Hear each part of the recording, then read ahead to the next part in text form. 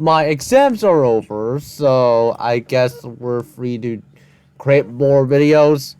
And we're back with Katrina. Hi everyone, it's Katrina. Number 10, Nothosaurus. The Nothosaurus sounds like a dinosaur name. Why is it number 10 when this video's title, we're supposed to just talk about the Nothosaurus. Spoiler alert, it's going to contain 9 more creatures. And it even looked a little bit like a dinosaur, but it wasn't. This creature's name translates to false lizard. Is this quote-unquote Nothosaurus supposed to be some kind of a joke? Look at this thing. Oh my god. And it lived about 250 million years ago. It lived around 240 to 210 million years ago during the middle to late Triassic. The creature had webbed feet in the front and back, weirdly flexible knees and ankles, and a long serpentine body. It could grow to be about 10 feet long. Okay, so it could grow up to 13 feet long on average, while some species like Nothosaurus jangi and Nothosaurus giganteus were longer, up to 16 to 23 feet. And 200 pounds. Okay, so it's a bit too light. It is more about 660 pounds. It had a lot of teeth, and were it still alive today, it could eat you in a single bite. Wow. Thanks for clarifying that, as if so many other creatures cannot eat a person in a singular bite already. The Nothosaurus was a scary prehistoric animal that paleontologists can't quite figure out. They have spent a lot of time looking at its fossils and still can't understand its physiology, although they do figure it was a marine reptile. They think it had a superficial resemblance to a seal, and it may have spent part of its day lounging on the shore. It had nostrils on its snout, so it most likely needed to breathe air. To give you a good idea of what the Nothosaurus was like, picture a seal mixed with a crocodile with a pinch of dinosaur sprinkled in there for good measure. Oh my god, why do you always have to sprinkle in dinosaurs so much? This is just completely dumb and completely unnecessary. That was what this carnivorous predator was. Wow, okay. So, this is the thumbnail of the video, by the way. It's a quote-unquote Nothosaurus eating a T-Rex. And then the text says, "What ate the T-Rex?" This reminds me of that failed Indominus Rex thumbnail thing. That is completely stupid. Is this even more stupid? Because this feels AI generated. It probably is AI generated. At least that one wasn't AI generated. It was also one of the most terrifying animals of the Triassic, with global distribution. That means the marine monster was everywhere. Classic Origins Explain calling animals monsters casually. Hunting the shallows, prowling the deep, and sometimes basking in the sun. Number 9. Zenacanthus. Yeah, with a 16-minute long video, I should have seen this coming.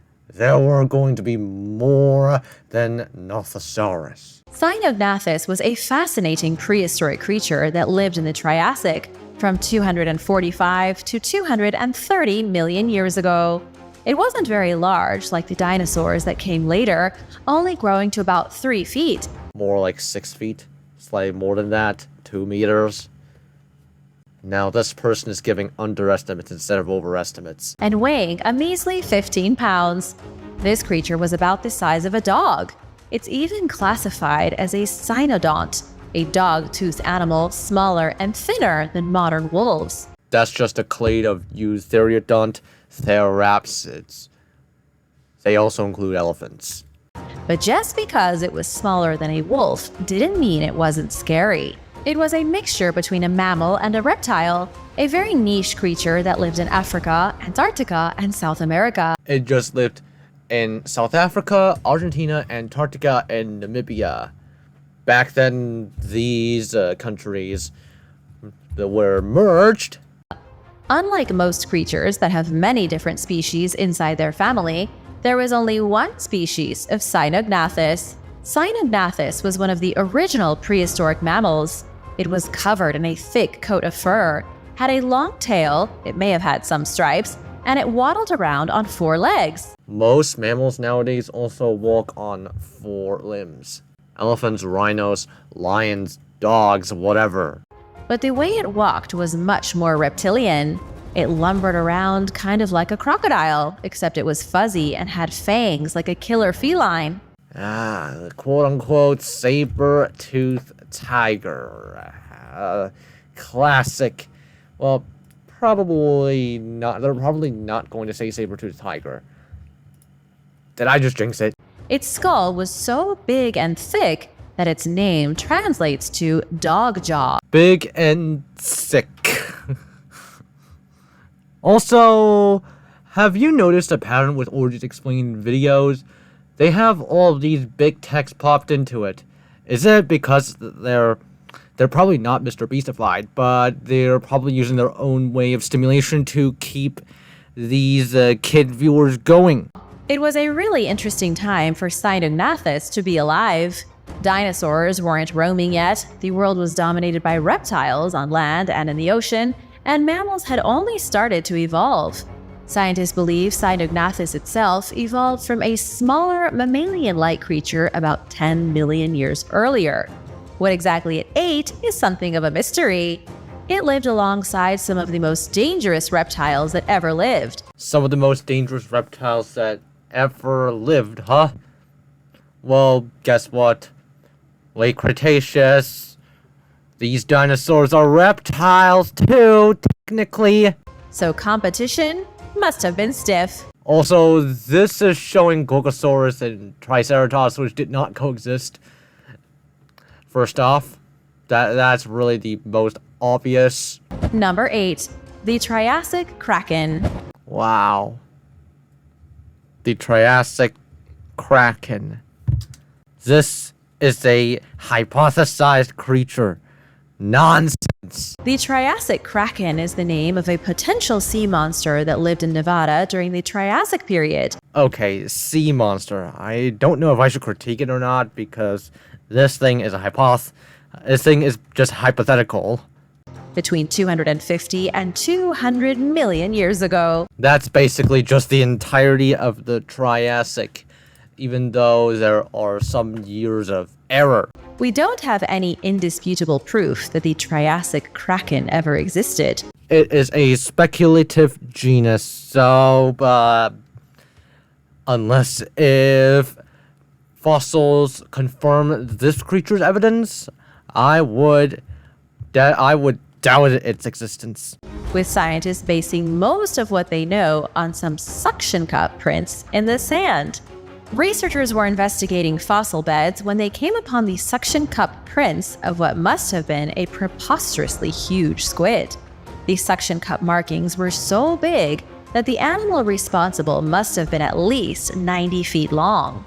Man, with how this channel is marketed, these kids will probably think the Triassic Kraken actually existed because these kids don't do any research at all.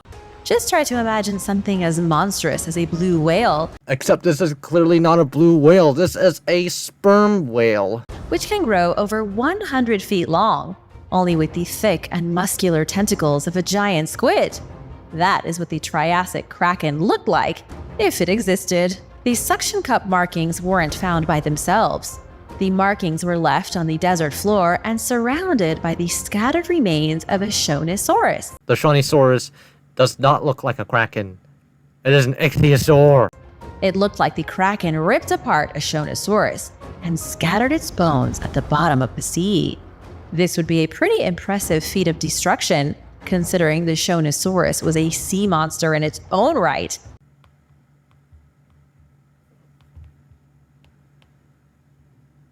This thing was upwards of 45 feet long and thick. The theory was first proposed by Mark McMenamin, an overzealous paleontologist.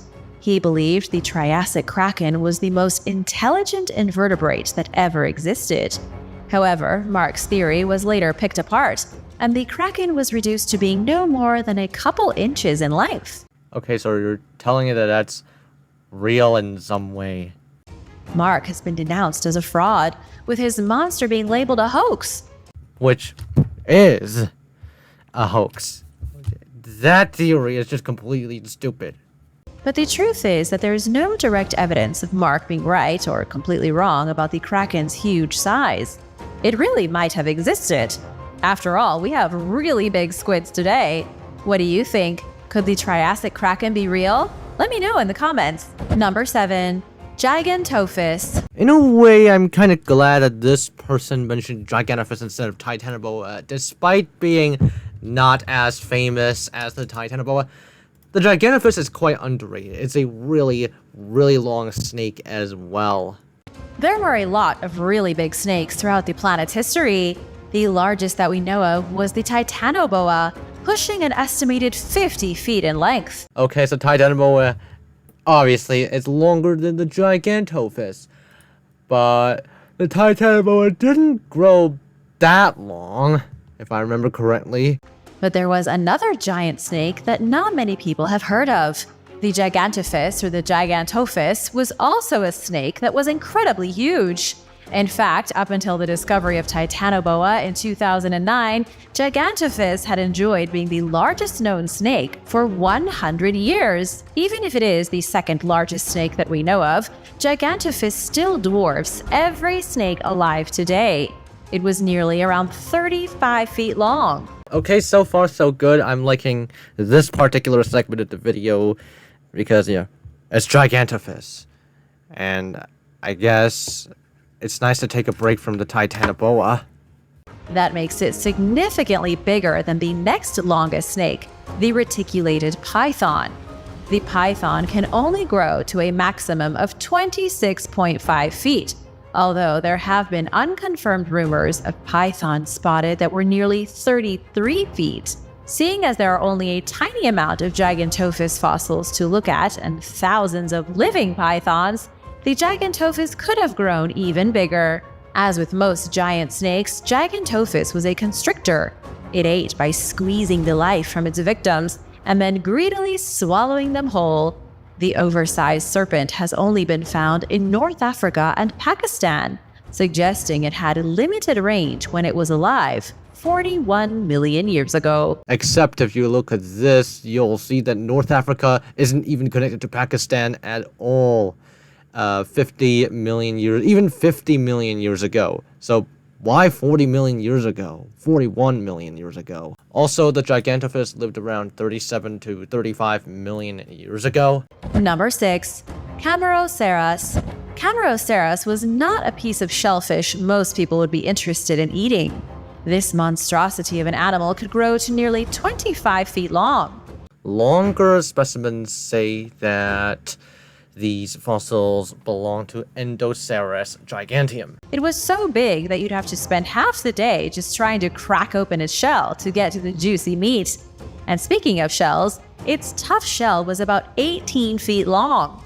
The sea creature's squid-like tentacles and body added the extra length. Scientists generally regard Camarossa as the biggest shelled cephalopod that ever existed.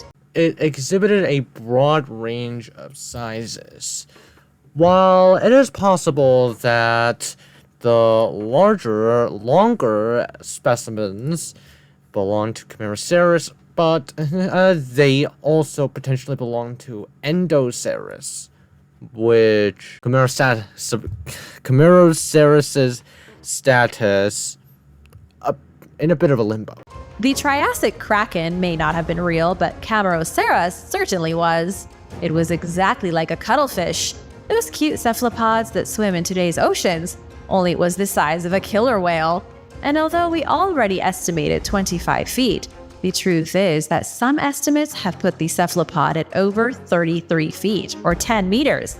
Either way, it was truly a giant mollusk. Because it was a mollusk, Camarossa wasn't all that different from mollusks still alive today. It would have had a squishy, muscular head at the opening of its cone-shaped shell. There are some notable differences between this and, for example, ammonites that just twirl with their back. Not their back, their shell is a twirl. From its squishy head would have sprouted a collection of tentacles used to grab hold of prey. Then it had a beak made of keratin, used to rip apart the bodies of its victims. This doesn't seem that frightening when you watch a cuttlefish do it because they're so small. But just try to imagine meeting a squid that lived in a shell bigger than a bus with a beak like the jaws of life. That would be one of the scariest things imaginable to meet in the darkness of the ocean. It would probably just become a tourist attraction because humans, they are smart. They will find a way to circumvent everything. What deep-sea creature scares you the most? Tell me in the comments, and be sure to subscribe while you're at it. Number 5. Shastasaurus.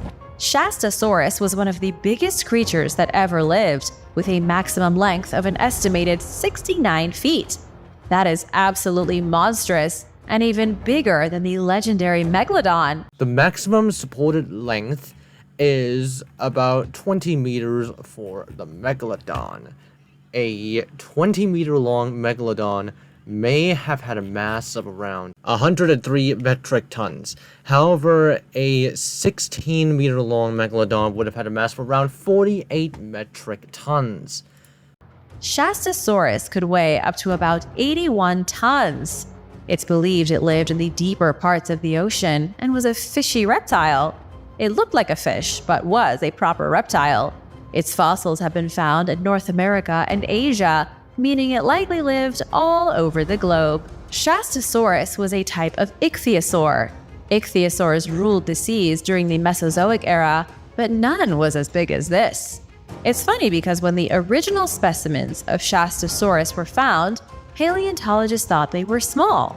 The first specimens only measured about 23 feet. That is a completely different species of Shastasaurus. It is the Shastasaurus pacificus that is just over 7 meters in length.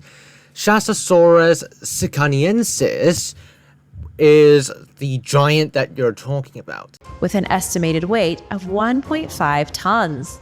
But as more and more specimens were found, it turned out there were a lot of different species in the genus. 3 genuses.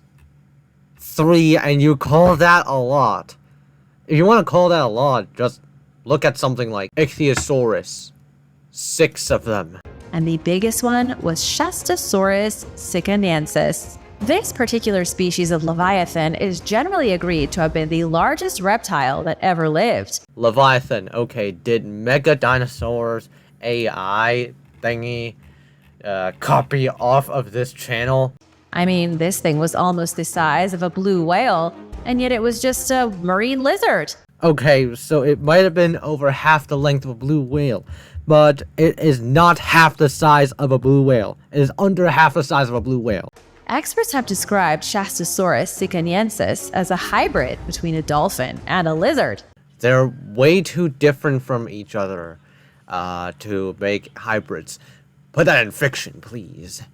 Like, I know something like a liger or a mule can happen, but that's because the horse and donkey, the lion and tiger, they are similar enough. They are different animals, though, because neither the liger nor mule could reproduce. But the size of a blimp. Number 4. Brontoscorpio. Brontoscorpio is no longer alive, and for that, you should be very thankful. Everything we know about this ancient species of bug. Brontoscorpio isn't a bug. It is a scorpion, which is an arachnid, not a bug. The only similarity the bugs and scorpions have is the fact that they are both arthropods. But that's it. Comes from a single specimen uncovered in England, embedded in a piece of sandstone. The entire species was described by paleontologists analyzing one finger. With just a single finger from the prehistoric scorpion's pincher, experts were able to make some shocking claims. Not a finger per se, but let's say a little digit. That is not a Brontoscorpio, that is... Oh my god. This channel showed this creature so many times that it's not even worth mentioning anymore. It's believed Brontoscorpio was the biggest scorpion to ever exist. It lived 416 million years ago, long before the Earth was taken over by dinosaurs.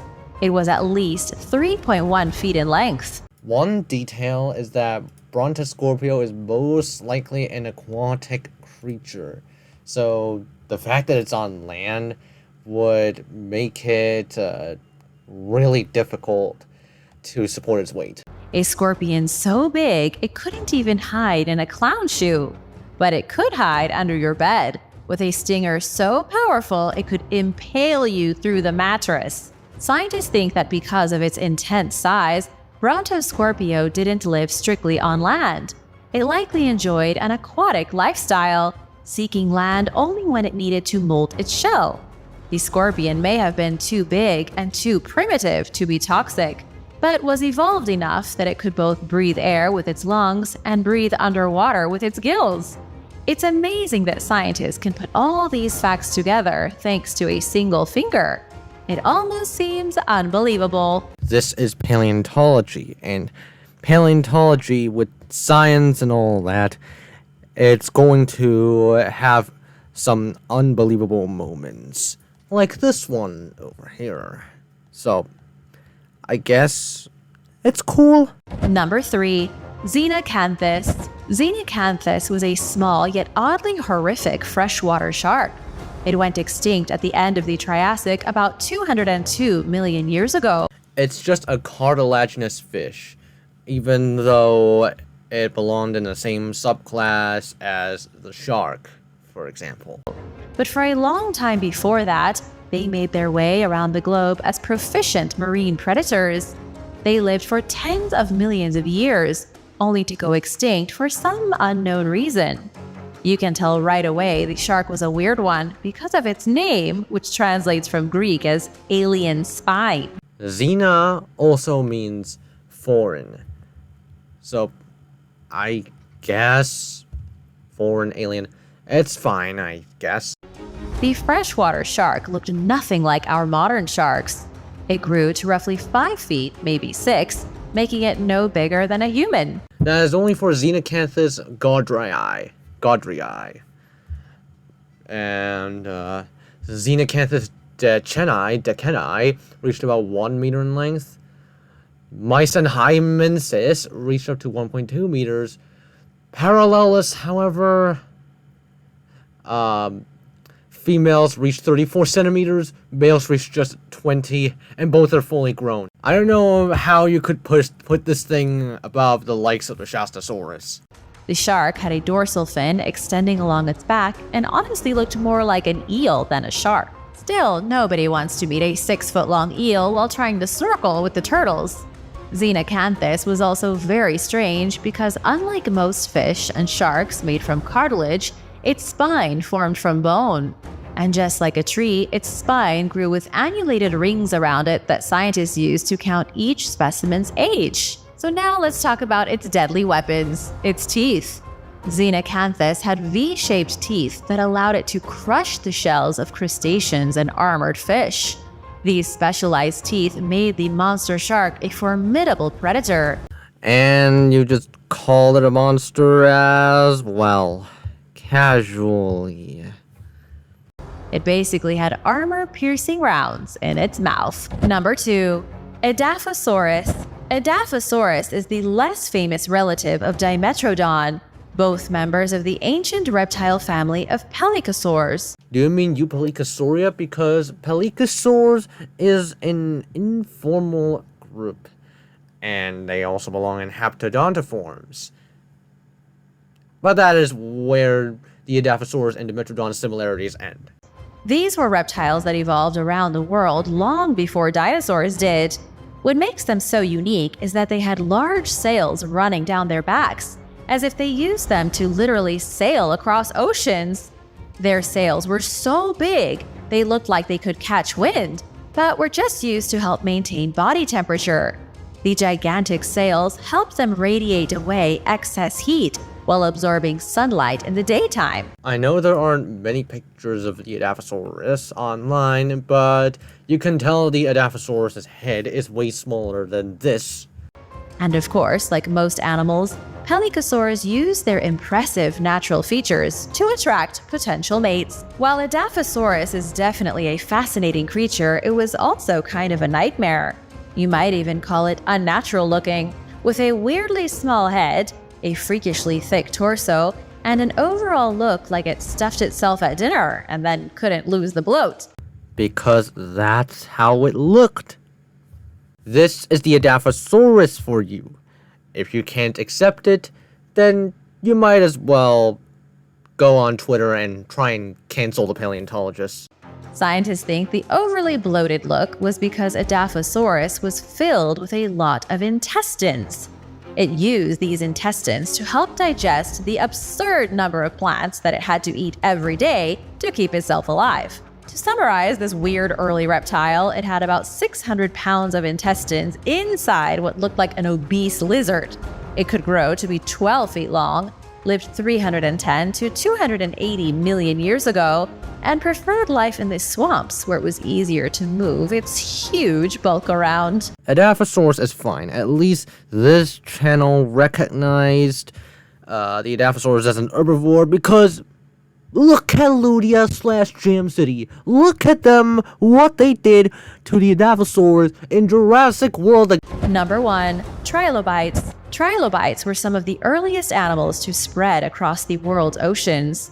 The first thing that comes to mind when thinking about a trilobite is likely a small armored insect-like animal scuttling across the sea floor.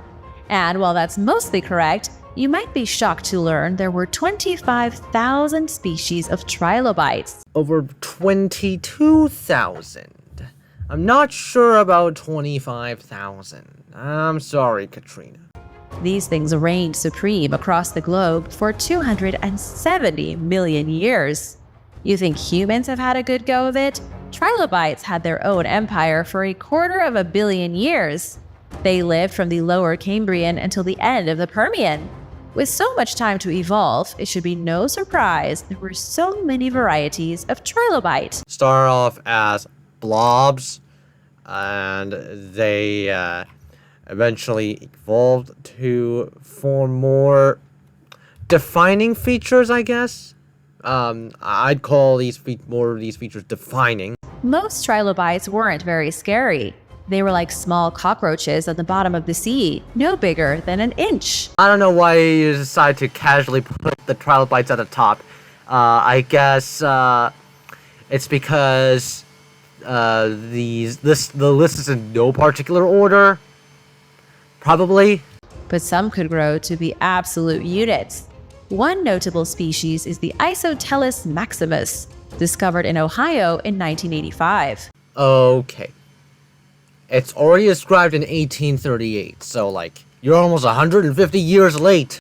The trilobite grew to 16 inches in length. You mean 16 inches in maximum width, and 28 inches in length. And that is not Isotellus maximus. That is Isotellus rex, which is a dramatic example of low-latitude gigantism. And Isotellus rex was discovered in 1999, not 1985, so you're 14 years way too early. It was 1.5 feet long, pretty impressive for something that lived before animals ever left the ocean. There was even a trilobite called Pterotaspis grandis that may have grown over 2 feet long, although scientists aren't entirely sure. The most important thing to know is that for a very, very long time, trilobites were some of the biggest things in the primordial seas. If you went for a swim back then, it would be like diving with an obscene array of giant shelled insects. Thanks for watching! Which of these terrifying prehistoric creatures would you least like to encounter in the wild? Let me know in the comments below. Remember to subscribe if you haven't already, and come back soon. Bye! Okay, is there really anything to talk about after this paleontology video by Origins Explained Katrina? Whoever this person is. Okay. I'm really curious, how does Origins Explain operate? Does it operate similar to Brightside, or is it more individual-ish instead of corporate, like Brightside is. I'm not sure. But anyways, thank you guys for watching. Hope you enjoyed it. I'll see you on the next one.